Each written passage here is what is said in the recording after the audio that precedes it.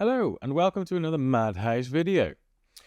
In this video, I'm just going to go over a few of the tools I use when I'm building my minis. So if you're new to the hobby and you're looking to get into it, and particularly if you're already quite confident that you're going to enjoy it, you are very keen to get building and get painting, then some of these are definitely going to be the tools for you. If you're unsure about the hobby, you're kind of curious, you want to give it a try, there are some cheaper but also okay products that you can give it a try.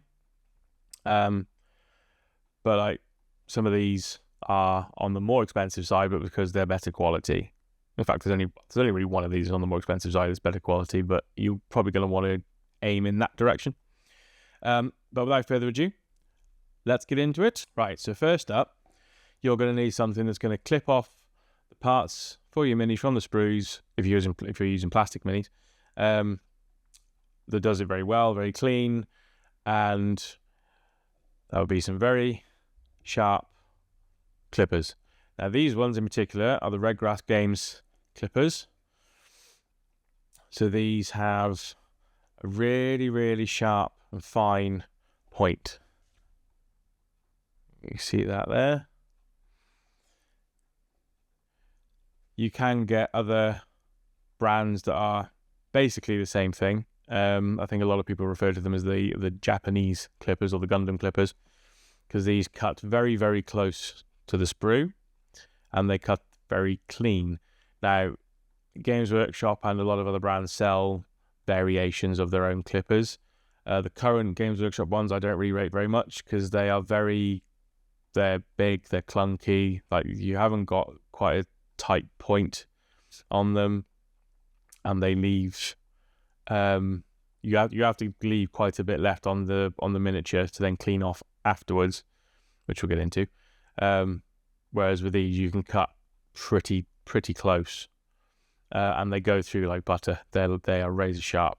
They cut through the plastic very, very easily, whereas the Games Workshop ones, they almost just like break the plastic and stress it quite a lot. So I would always recommend going for something like these. God hand clippers are the other ones you can try. They're basically the same thing. They're basically the same shape, just with the blue handle instead of an orange handle. Equally as sharp, equally as good.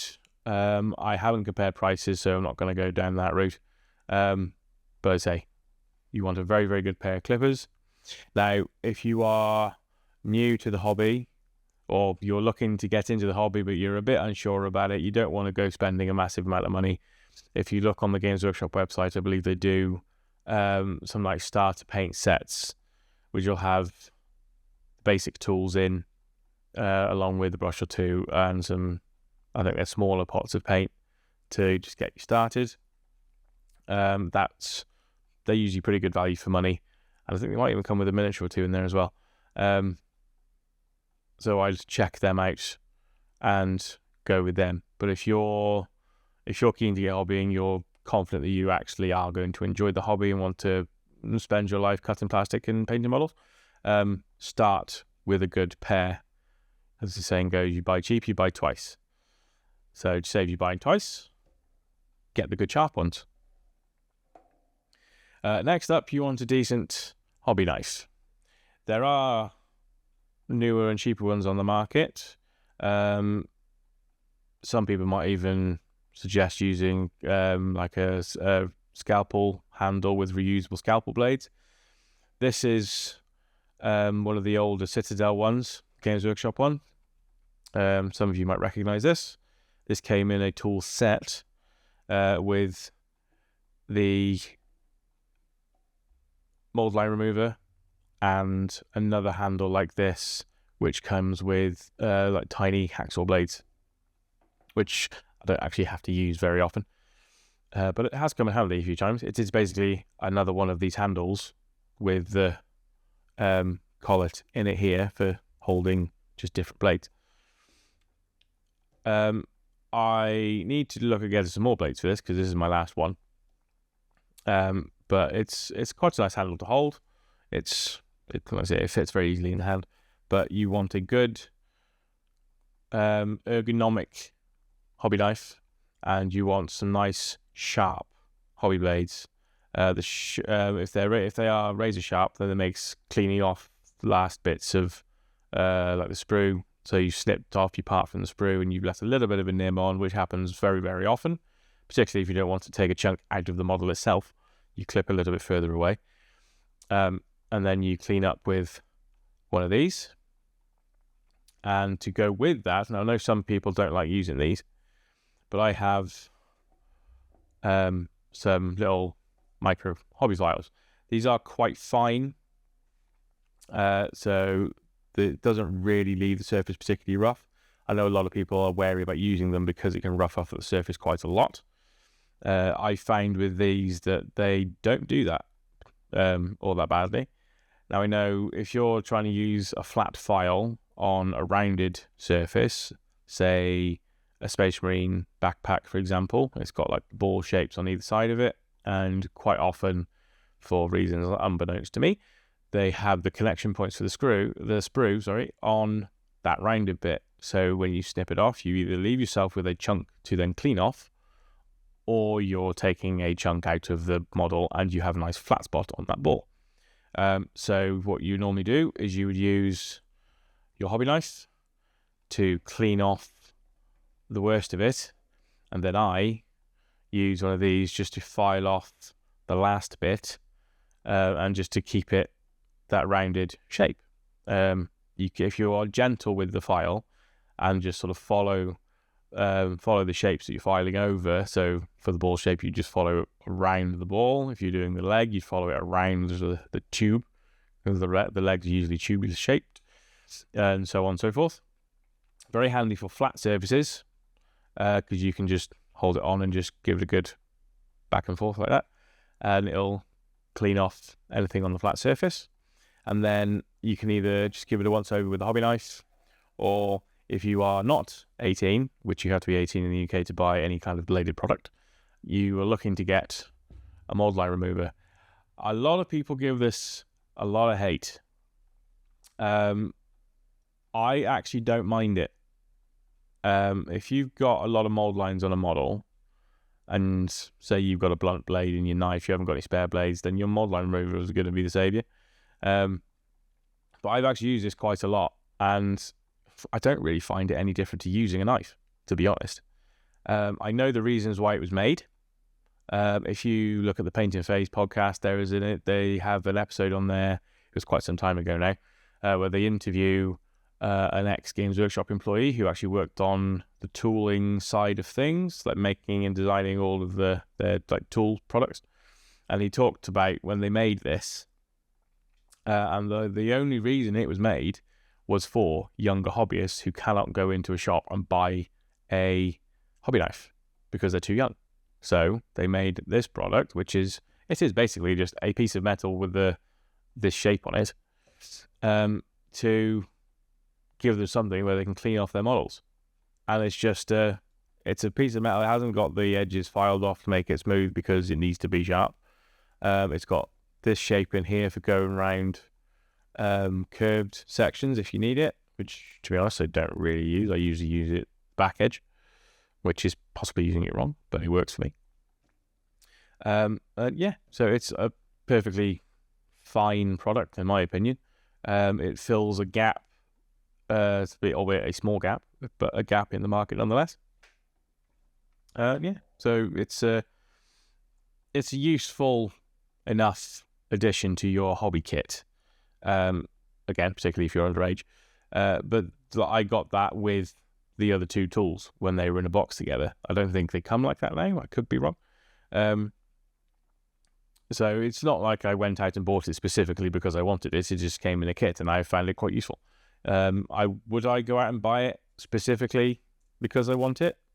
No, because I have my hobby knife. But yeah, if you happen to get one, it's a useful enough tool. It doesn't deserve the hate that it's got, in my opinion, but that's just me. And next up, we have some sanding foam. Now, this just looks like a piece of foam on the camera, but this is actually a 600 grit sanding pad that is nice and flexible.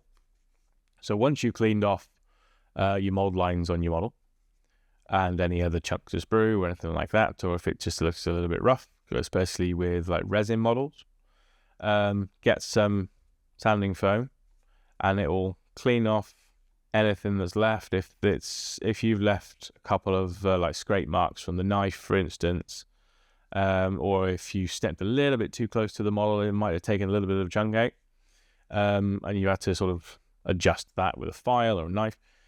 You get your sanding foam and you sand over that area just to smooth the plastic over again, basically, so you're not leaving any marks that are going to show through once it's been primed. Because once it's primed, you see a hell of a lot more on the model than when it's bare plastic. Speaking from experience, many experiences. So this is an invaluable piece of kit.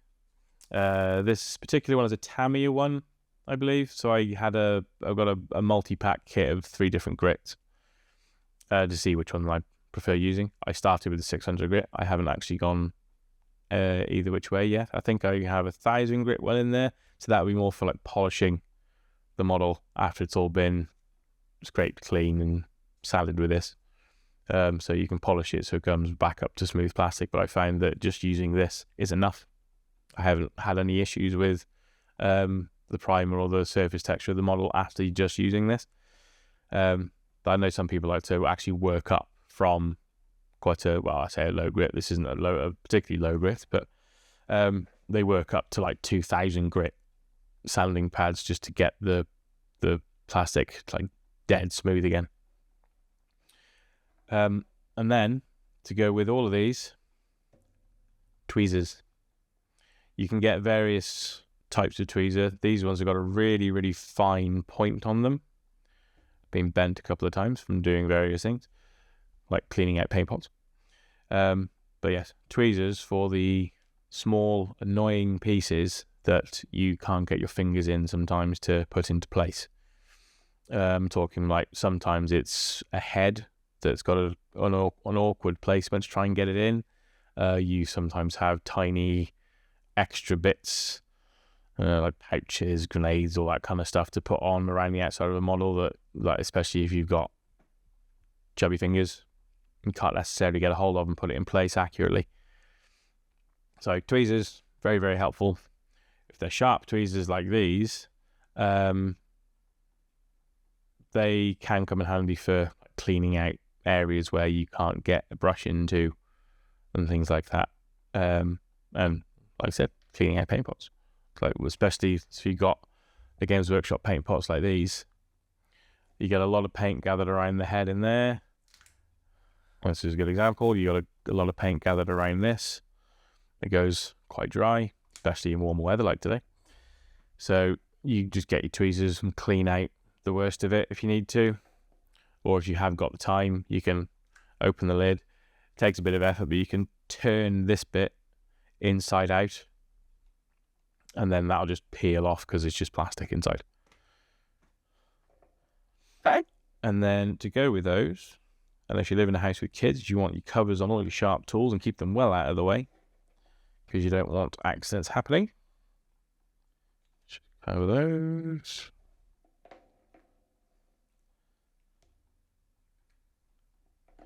And then we have plastic glue. So I actually get on quite well with the Games Workshop plastic glue, but I know quite a few people out there who don't really rate it, but I find it absolutely fine. If you put a little bit on where the piece is gluing together, you can put it on both pieces, but I find that if you just put it on one side, it works just fine. Don't do too much, because if you leave a large puddle, then it's going to take longer to dry and it will just push out everywhere. But if you have a little bit of excess, just wick it off with your finger, wipe it on some paper towel. I wouldn't use the paper towel directly on the miniature because that will leave debris behind and you will be kicking yourself when you prime the model. Yeah, these come with a needle applicator, which again, I find fine to use. Just put a little bit on the model, wipe it off.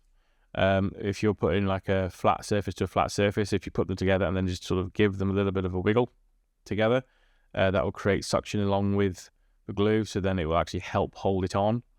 And then the glue generally sets quite quickly, to be fair. An alternative would be the Tamiya plastic cement. Same thing. What these do is they melt the plastic together, so it's like welding plastic together, which makes a much stronger bond, especially compared to super glue.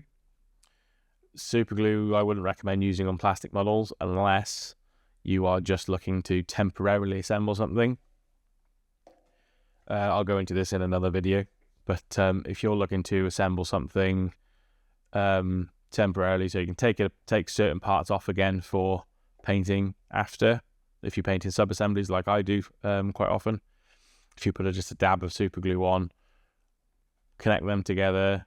You can use a super glue activator as well, so mitomate or mitobond, that's generally called. So you have the super glue part, and then you have the spray can activator. That is a weaker bond generally than just using super glue on its own, and will snap off quite easily.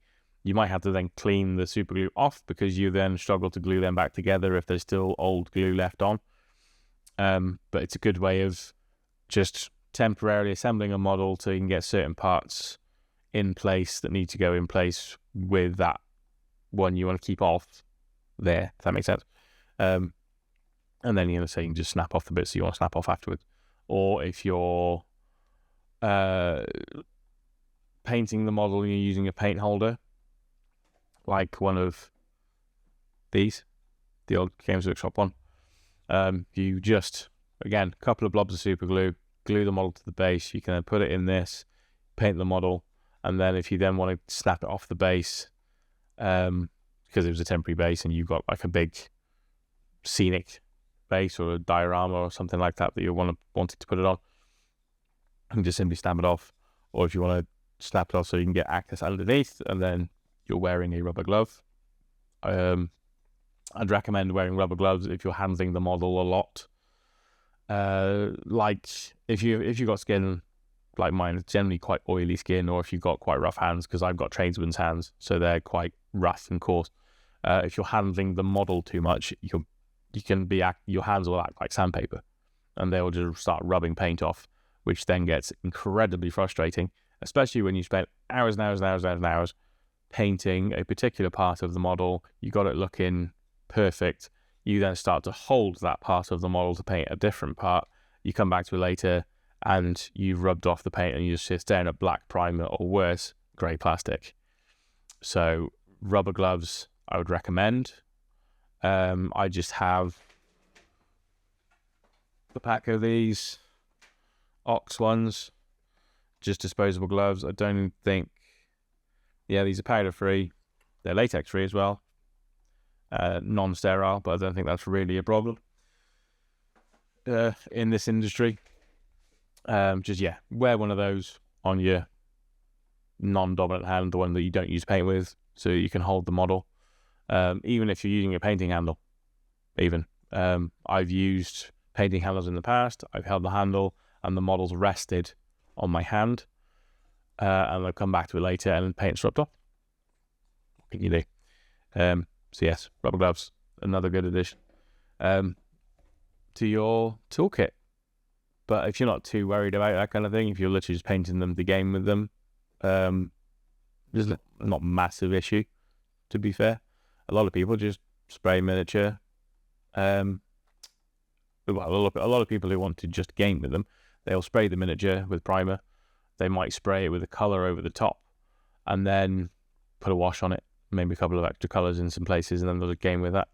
But I'm more of I like the hobby because I like to paint, and I like to try and paint to the best of my ability. So all of these tools come in handy.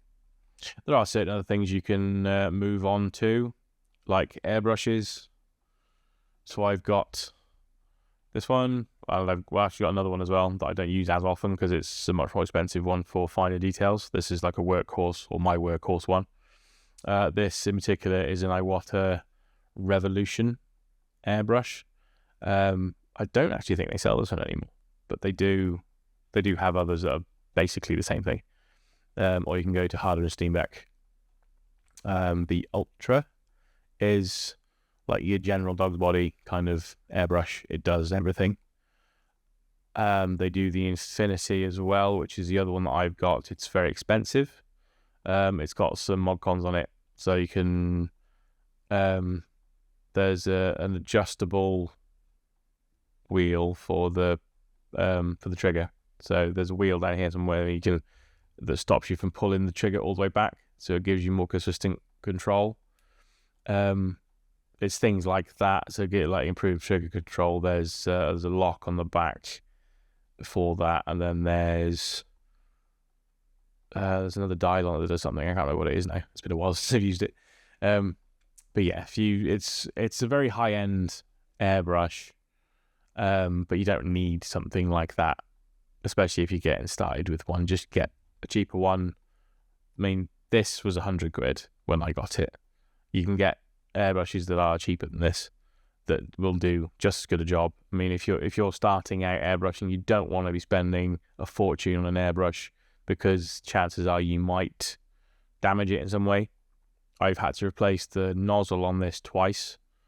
The first one, I tightened it too much and then it just sheared in half. So then the thread almost got stuck in the end of the airbrush. And then the second time, I dropped the nozzle on the carpet when I was cleaning it, and it disappeared into the void, much like sprue parts do when you clip them off and they land on the void. They are never to be seen again. So yes, I had to buy 2 new nozzles for this, and considering the size of them, they're not flipping cheap. But there's other things you can damage as well, such as the needle, which just comes out there. So that's quite easy to damage. Those things are clean.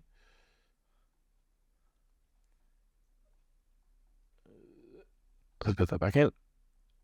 Yeah, so if you're going to get an airbrush, I wouldn't start with a particularly expensive one. I'd get a mid-range one and learn how to look after it properly, basically, which is all part of the learning process when you're getting an airbrush anyway.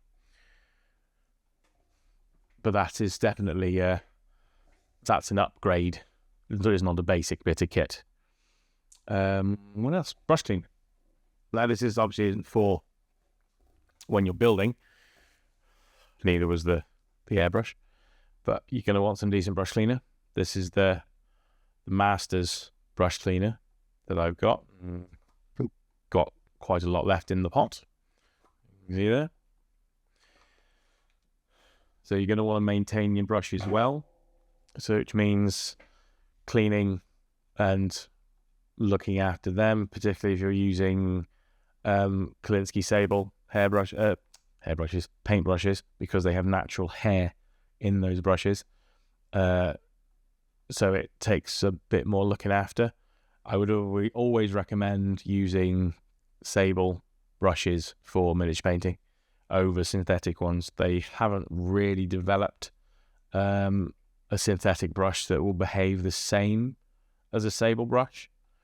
So I'm talking like these Artis Opus ones.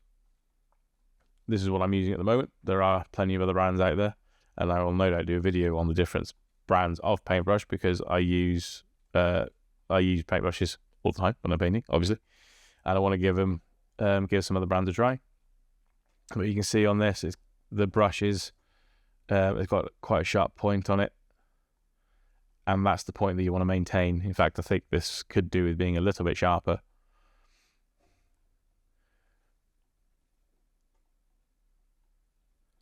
And always keep them in your brush caps.